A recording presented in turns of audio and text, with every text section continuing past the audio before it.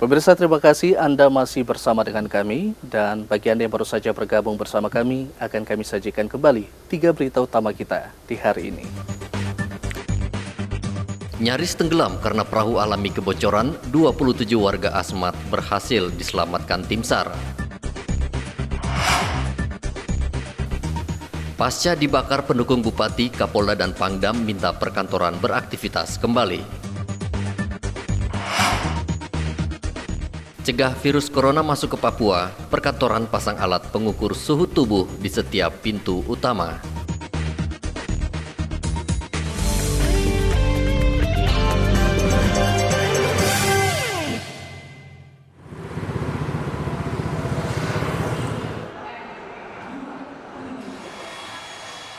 Tak hanya diterapkan di bandara dan pelabuhan, kini alat pengukur suhu badan dipasang di setiap pintu utama perkantoran di Jayapura.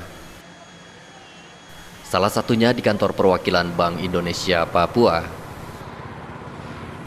Pengukuran suhu badan ini diterapkan bagi setiap tamu dan pegawai yang akan masuk ke dalam kantor.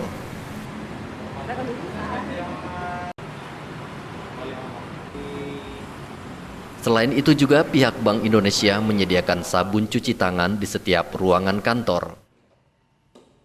Kepala Perwakilan Bank Indonesia Provinsi Papua, Naik Tigor Sinaga, mengatakan tujuan dari penerapan ini bukan membatasi pengunjung masuk ke Bank Indonesia, melainkan untuk mengantisipasi dini penyebaran virus COVID-19 di Papua. Kita mengatakan bahwa untuk seluruh kegiatan-kegiatan yang dilaksanakan di kantor-kantor Bank Indonesia itu sudah menerapkan langkah antisipasi ya.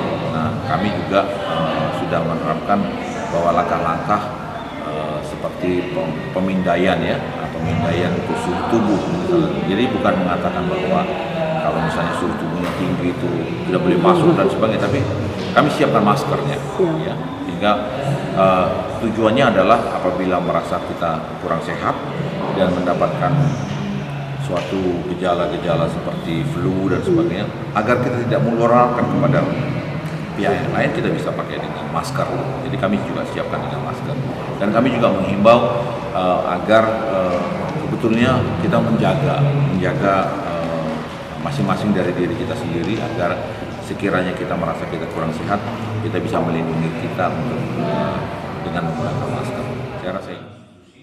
Sinaga juga menghimbau agar seluruh pegawainya menerapkan pola hidup sehat, serta menjaga daya tahan tubuh, serta rajin mengkonsumsi vitamin.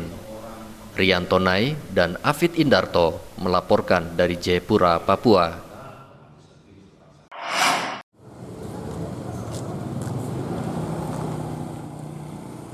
Meski sudah dipasang spanduk yang bertuliskan larangan membuang ludah pinang sembarangan di areal RSUD Merauke, masih saja ada warga yang meludah pinang di beberapa sudut rumah sakit.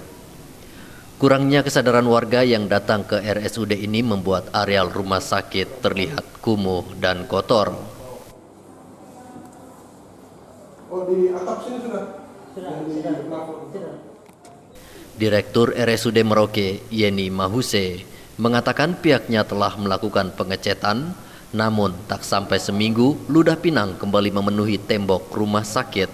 Sangat parah ya? Iya, sangat parah. Jadi bangunan baru saja di lantai 2 itu kalau kita naik di pinggir-pinggir tangga itu ludah pinang. Gitu. Orang buang ya sembarang. Dan itu misalnya kita chat bulan ini, minggu berikut sudah ada. Sudah ada lagi ya? Iya, makanya saya sangat, kan ada juga mereka sampaikan di situ bahwa kalau bisa ada kantong untuk buang pinang. Pinang ya. Saya sangat tidak setuju gitu, karena larangannya adalah tidak boleh makan pinang. Oh gitu. Artinya masuk ke dalam rumah sakit ini sudah tidak boleh lagi makan pinang.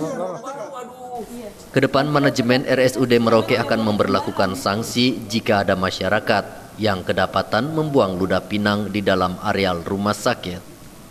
Muhammad Ridwan melaporkan dari Merauke, Papua.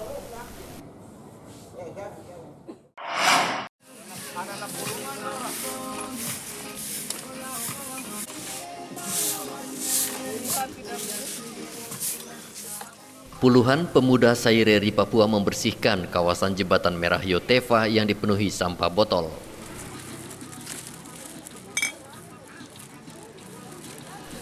Bekerja sama dengan Kepolisian Resort Jayapura Kota, puluhan pemuda ini membersihkan selokan di pintu masuk jembatan hingga ke arah pantai Hamadi Jayapura.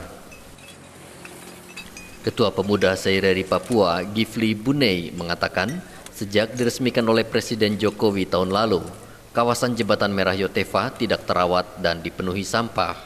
Karena menyongsong PON 2020 ini kan Jembatan Merah ini kemungkinan akan menjadi salah satu objek wisata yang akan dikunjungi oleh tamu-tamu kita, sehingga tempat ini harus kita jaga bersama. Karena saya sudah sampaikan tadi bahwa Jembatan Merah ini kan merupakan salah satu aset negara yang dibangun oleh uang rakyat, dan ini puluhan miliar sudah habis di sini, sehingga kita harus jaga dengan baik. Sementara itu Kapolresta Jayapura Kota AKBP Gustaf Urbinas menghimbau bagi warga yang berkunjung ke objek wisata Jembatan Merah agar tidak membuang sampah sembarangan. Bagian dari kepedulian terhadap kota dan lingkungan ini yang sangat menarik buat saya, sehingga saya harus support. Karena sebelumnya juga kami melakukan kegiatan-kegiatan termasuk kepedulian lingkungan. Saya sudah lakukan touring wisata 1 kali, menanam di sekian titik, finishnya di Pasir 2, kita sampai di Koyakoso, di Buper sana, kemudian di Bakau di jembatan setelah Jembatan Merah ini.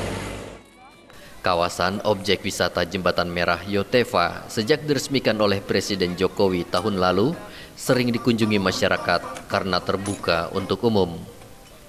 Riantonai dan Torip melaporkan dari Jayapura, Papua.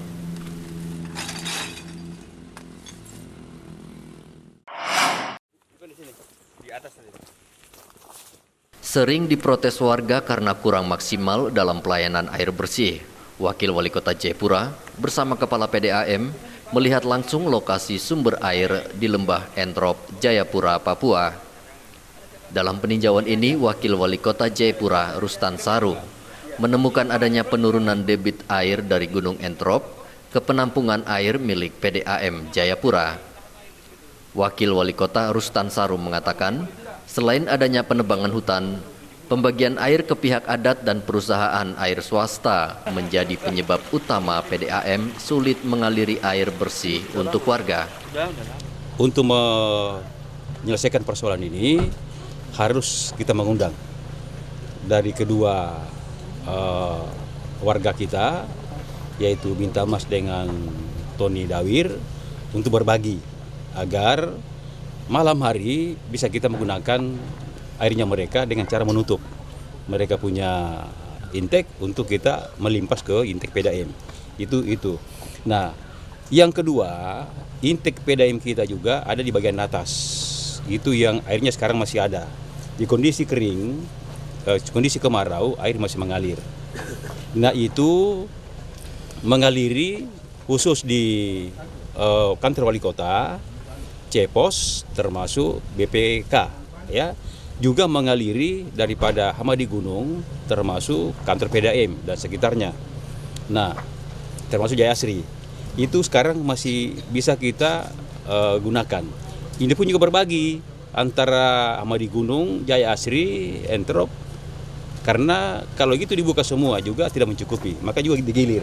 Ya. Sementara itu, Aliansi Masyarakat Konsumen Air Panji Agung meminta pemerintah kota dan PDAM tegas dalam pembagian air sehingga warga Entrop tidak mengalami kesulitan air bersih.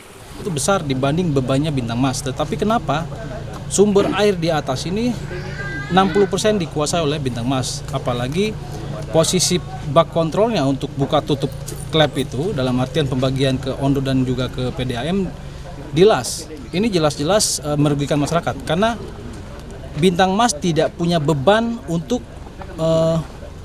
mendistribusikan air ke masyarakat. Bukan Bintang Mas, tetapi PDAM.